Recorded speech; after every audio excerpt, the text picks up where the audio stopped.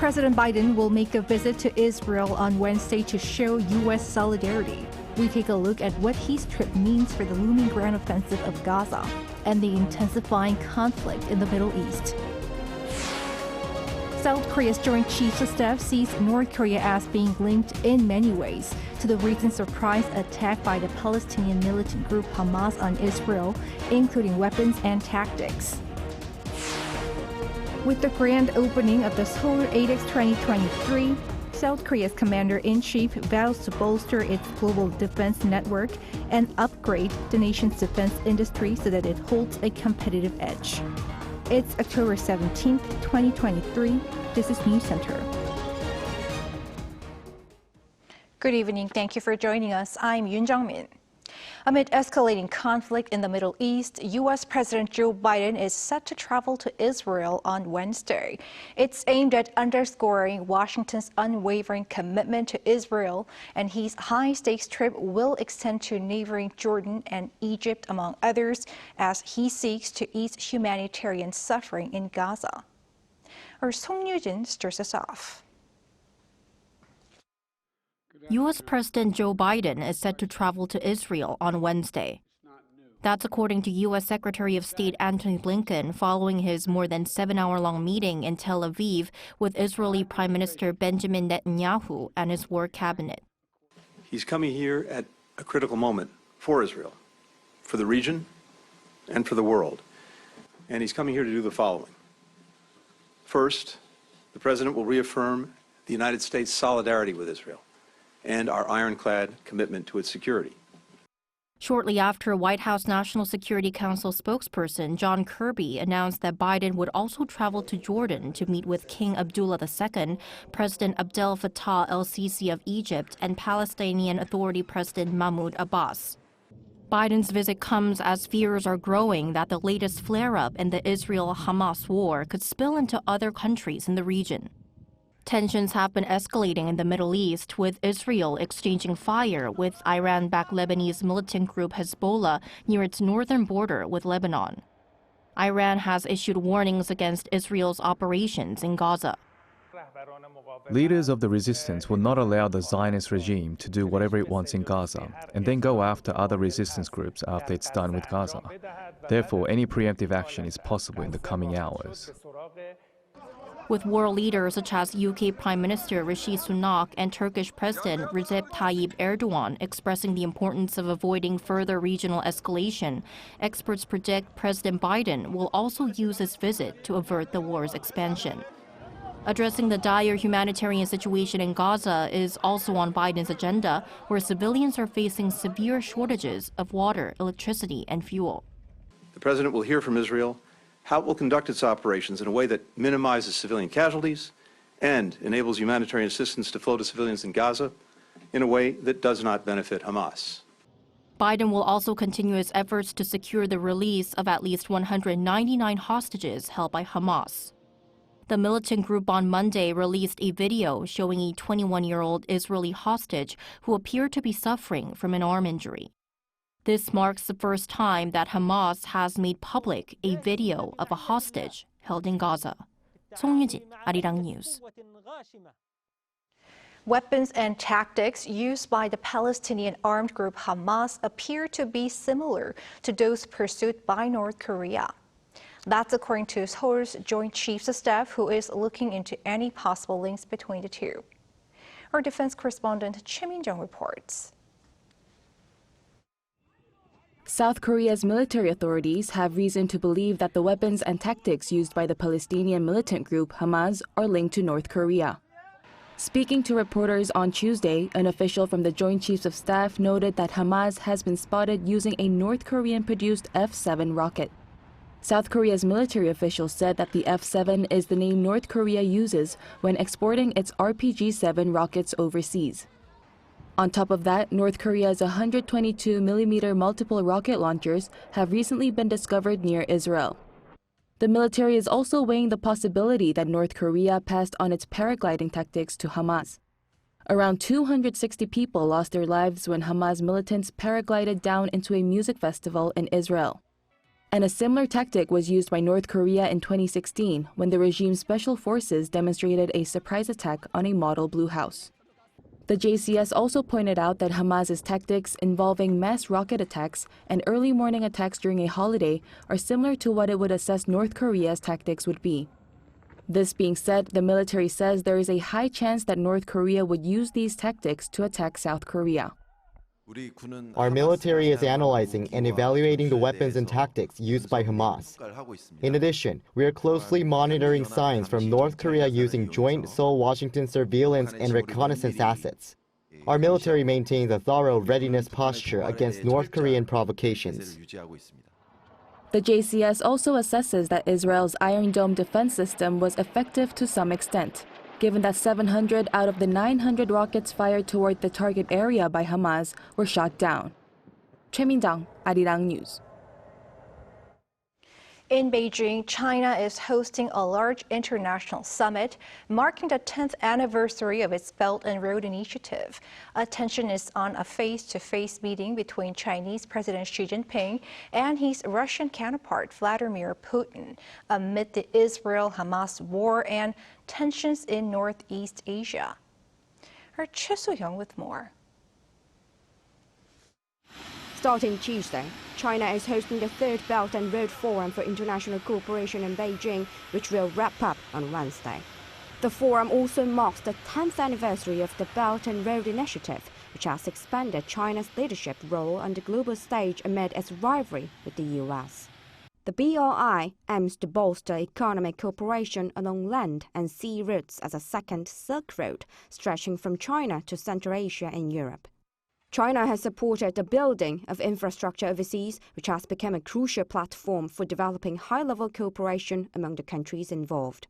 Representatives from 130 countries and 30 global organizations are expected to participate in the forum, with all eyes on President Xi and his Russian counterpart, Putin.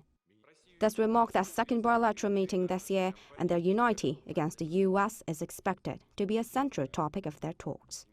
Following China, Russia is increasing cooperation on the release of wastewater from the Fukushima nuclear plant in Japan by banning imports of Japanese seafood.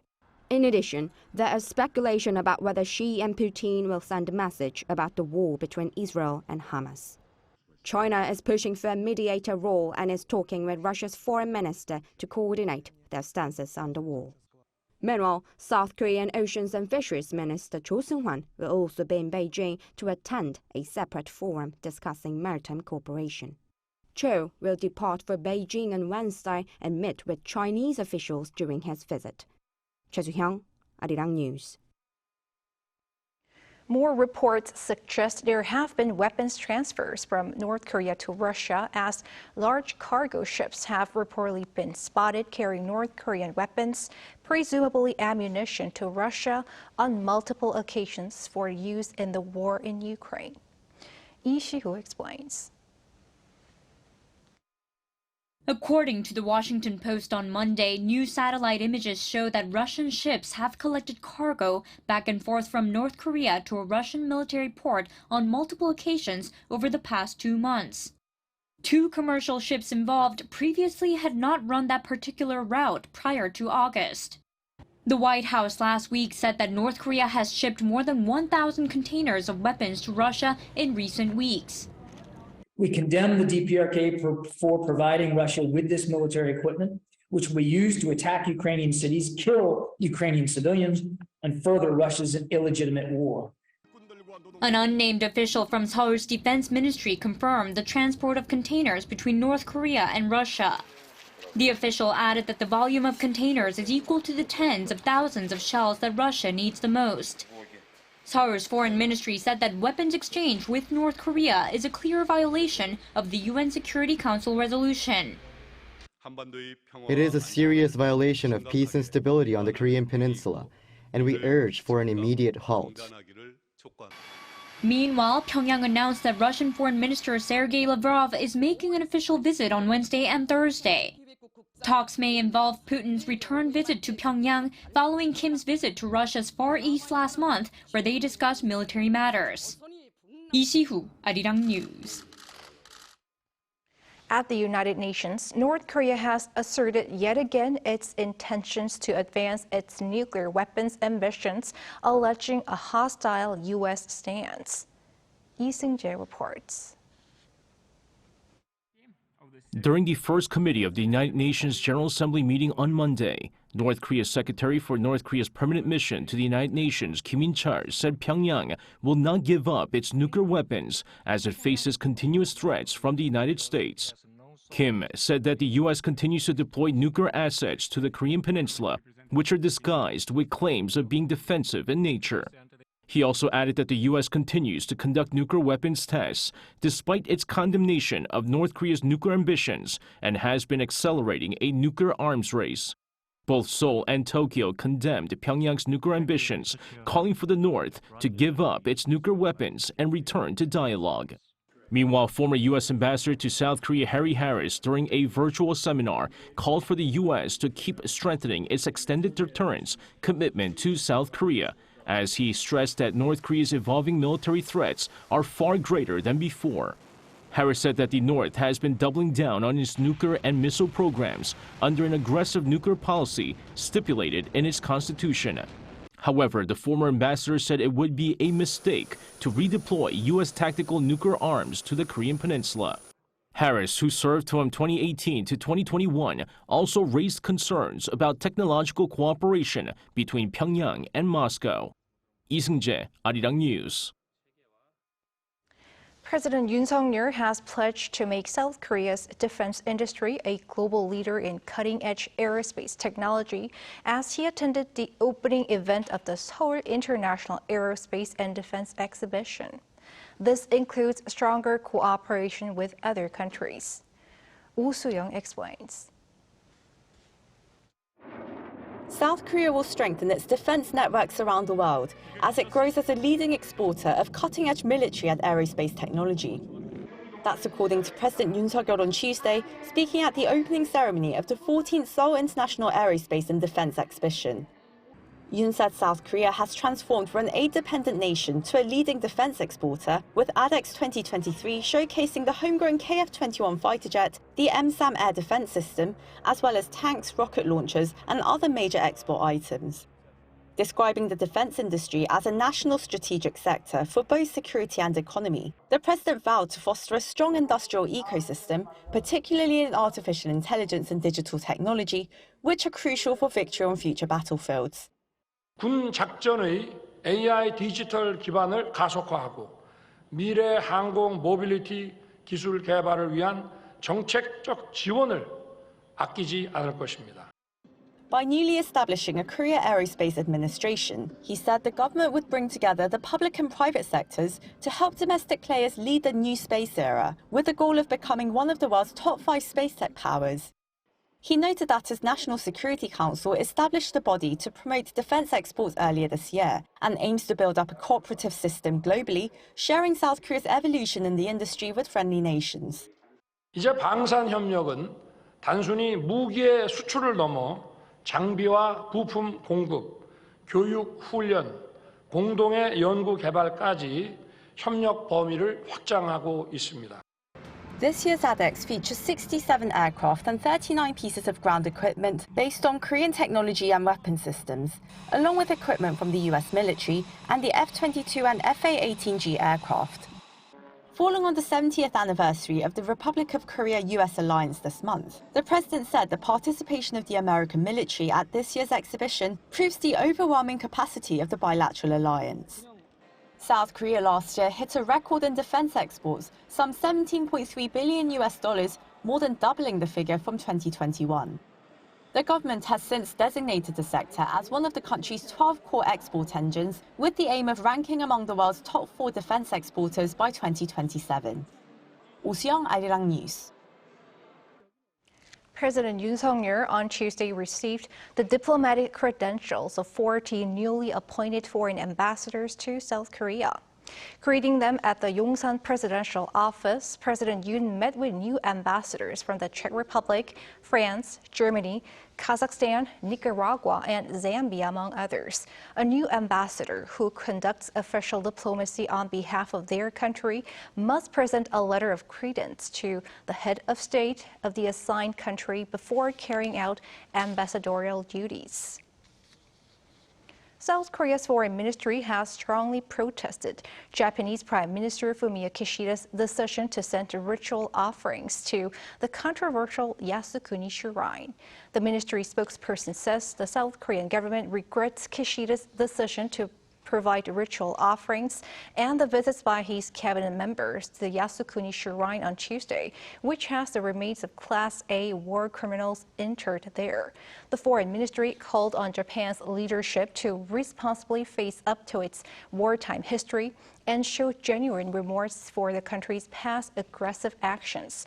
Prime Minister Kishida has been sending ritual offerings since 2021, but has not visited the shrine in person.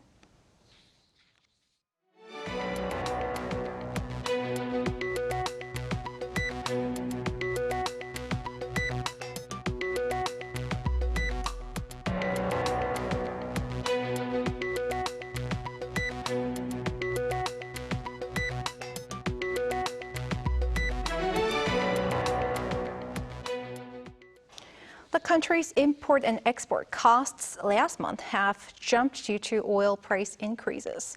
Fluctuations in global oil prices stemming from the Israel-Hamas war are deepening financial woes. Our business correspondent Shin Ha-young explains what measures to expect. South Korea's imports and export costs rose for the third consecutive month in September, mainly due to a rise in global oil prices. According to the Bank of Korea on Tuesday, import costs jumped 2.9% month-on-month as reduced oil output pushed its price up. Export costs also increased 1.7% compared to the previous month, mainly led by higher petroleum product prices. The central bank said import and export costs in October could also be affected by the Israel-Hamas war, adding that it was keeping an eye on fluctuating oil prices. Yoon, a professor of consumer studies at Inha University, said rising concerns over price fluctuations were putting a dent in consumers' wallets. When global oil prices are volatile, the cost of all factory facilities increase, leading to fluctuations in the prices of goods. Dining prices can also be affected. For instance, as the operating costs of greenhouses rise, there is a significant possibility that the prices of vegetables cultivated within them will also increase. During a cabinet meeting on Tuesday, Prime Minister Han Duck-soo urged relevant ministries to make efforts to ease overall prices, citing rising economic uncertainty amid the conflict in the Middle East. The same day, Finance Minister Chu Kyung-ho held a meeting with relevant ministers to discuss ways to do this. Although fuel prices last week dropped for the first time in 14 weeks, inflationary uncertainty has risen again due to the Israel-Hamas war, which has caused significant fluctuations in global oil prices. To prevent price hikes from taking advantage of the increased volatility in oil prices, the government will strengthen on-site inspections. We will make a serious effort to limit rises in food prices. Chu also reiterated the government's decision to extend the country's fuel tax cut, which was announced on Monday. Professor Lee said despite the concern over a fall in national tax revenue, the extension was crucial to ease the burden on people's daily consumption as well as that for businesses. Shin Ha-young, Arirang News. South Korean sports administrator Kim Jae-youl has been elected as a member of the International Olympic Committee. His candidacy was ratified on Tuesday during the 141st IOC session in Mumbai. 8 new members were elected on the same day after being recommended as nominees by the IOC's executive board in early September to make a total of 107. Kim is now the 12th Korean person to join the committee and the 3rd who is currently an active member. He was also elected as the first non-European president of the International Skating Union last year since its foundation in 1892. Meanwhile, President Yoon congratulated Kim and said he wishes that he can play a big role in making a better world through sports.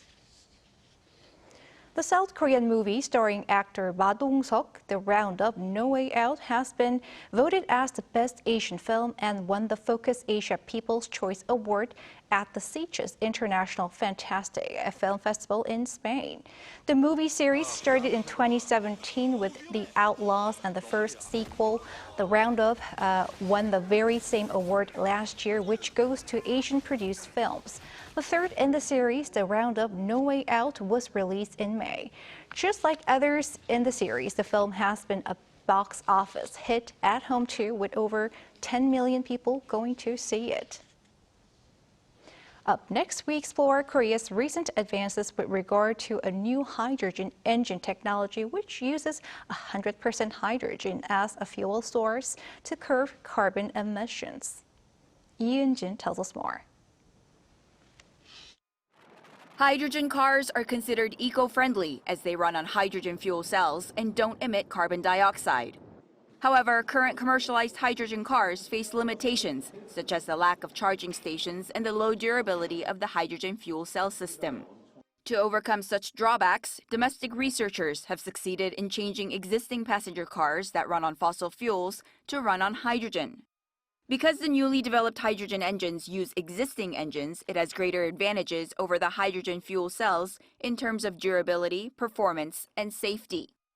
And using carbon-free hydrogen fuel means CO2 emissions can be reduced by 99% and fine dust by 90%, while the associated ultra-lean combustion process minimizes nitrogen oxide emissions. One of the traits of the technology that we've developed is ultra-lean combustion. Using more air than normally needed for hydrogen combustion, the technology allows more stable combustion and thermal efficiency. The research team also explained that this newly developed hydrogen engine could add competitiveness when applied to large heavy-duty trucks or electricity-generating engines. The developed hydrogen engine converts the fossil fuels currently in use into carbon-free hydrogen fuel. This is significant in the context of the technology being immediate and economical as an automotive power source. An obstacle that remains in the way of hydrogen engine cars from becoming commercialized more widely is the need for more hydrogen charging stations, as well as the production of hydrogen itself. Yoon, Arirang News.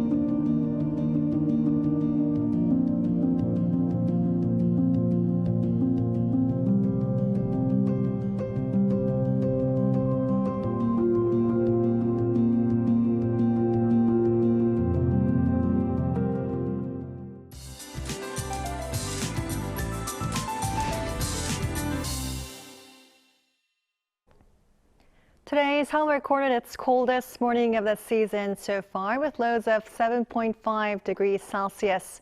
Morning conditions will get a tad warmer tomorrow, but big contrast in daily temperatures will persist. Changsu and Daegwallyeong will see bigger fluctuation in daily readings, with a difference of 15 degrees or even more. When temperatures fluctuate this much, our bodies become more vulnerable to viruses. Make sure to dress in layers and take extra care of your health. In between Thursday and Friday, most regions will be under rainy spells. Showers will start from central regions on Thursday, and they will gradually spread nationwide. After the rain, temperatures will take a steep dive, bringing brisker weather conditions across the nation. Sunny spells will dominate nationwide. Seoul will start off at 10 degrees Celsius. Highs will be jumping significantly for most regions. Seoul will get up to 21 degrees, Gwangju 23, Gyeongju will be warm at 25 degrees. For the latter half of the week, morning temperatures will plummet to single figures. A cold snap will prevail this weekend with lows of 4 degrees Celsius in Seoul.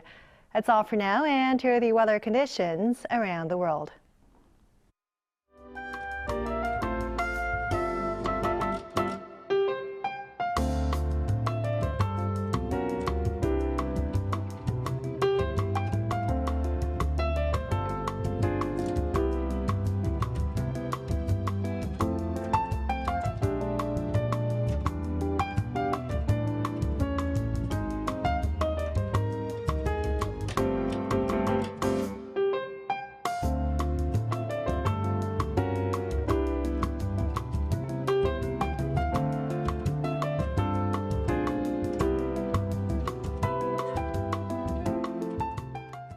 And that is News Center for tonight. Thanks for watching. A panel session coming up.